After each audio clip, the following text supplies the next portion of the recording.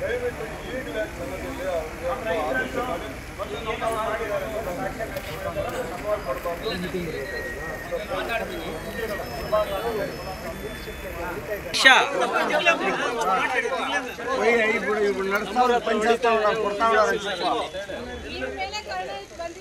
ನೀವೇನಾದ್ರೂ ನಮ್ಗೆ ನ್ಯಾಯ ಕೊಡಿಸ್ಬೇಕು ಸರ್. ನಿಜವಾಗ್ಲೂ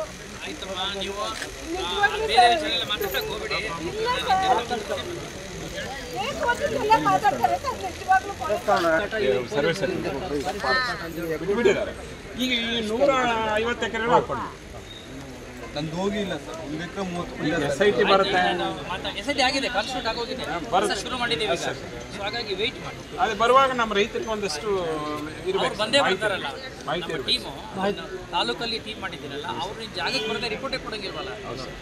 ನಿಮ್ಮನ್ನು ಕೇಳ್ತಾರಲ್ಲ, ನಿಮ್ಮ ಹತ್ರ ದಾಖಲೆ ಕೇಳ್ತಾರೆ, ರಿಪೋರ್ಟ್ ಕೊಡಿ. ಅದನ್ನ ಇಟ್ಕೊಂಡು ನಾವು ಪರಿಶೀಲನೆ ಮಾಡಿ ನಂತರ ಅದನ್ನ ರಾಜ್ಯ ಮಟ್ಟಕ್ಕೆ ಕಳಿಸ್ಬೋದು. ಆಗ್ಬೋದು ಸರ್. SIT ಪ್ರಕಾರ ಪೊಲೀಸ್ ಬೇಡ ಸರ್.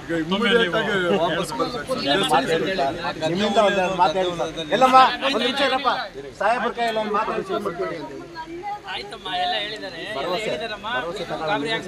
ಧೈರ್ಯವಾಗಿರೋ ಸಾಹೇಬ್ರ ಕೈ ಒಂದು ಭರವಸೆ ತಗೊಳ್ತೀನಿ. ಈಗ ಹೇಳಿದ್ದಾರೆ ಬಿಡಿ, ಸೂಕ್ಷ್ಮವಾಗಿ ಹೇಳಿದ್ದಾರೆ. ಹೇಳ್ತಾರೆ ಅವರು.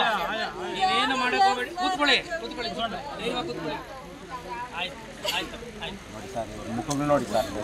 ಆಗ್ಲಿ ಶ್ರೀನಿವಾಸ್, ನಿಮ್ಗೆ ಗೊತ್ತಿದೆ ನಾವೇನು ಮಾಡ್ತಾ ಇದೀವಿ ಅಂತ. ಇದಕ್ಕೊಂದು ಪರಿಹಾರ ಕಂಡು. Thank you. ಮೀಟಿಂಗಲ್ಲಿದ್ದೆ, ಹಂಗಾಗಿ ಅಲ್ಲಿ ಬರೋಕ್ಕಾಗಲಿಲ್ಲ. ಅಲ್ಲ, ಫಸ್ಟು ಅಲ್ಲಿ ಕ್ಲಾರಿಟಿ ತಗೊಂಡ್ಬರ್ತೀನಿ. ನಿಮ್ಮ ಪ್ರಾಬ್ಲಮ್ಗೆ ನನಗೆ ಗೊತ್ತಿದೆಯಲ್ಲ, ನಾನು ಅಲ್ಲಿ ಕೇಳಲೇಬೇಕು. ನನಗೆ ಕ್ಲಾರಿಟಿ ಸಿಕ್ಕಿದಾಗ ಇಬ್ಬರು ಕರೆಸ್ಬಿಟ್ಟು ಕ್ಲಿಯರ್ ಮಾಡಿ. ಅಲ್ಲ, ಅಲ್ಲಿ ತಾಲೂಕು ಮಟ್ಟದಲ್ಲಿ ಏನು ನೀವು ಕಮಿಟಿ ಮಾಡಿದ್ದೀರ ತಾವು, ಆ ಕಮಿಟಿ ಎಲ್ಲ 6 ತಾಲೂಕುಗಳನ್ನು ಒಂದೇ ಸಲ ಕರೀರಿ.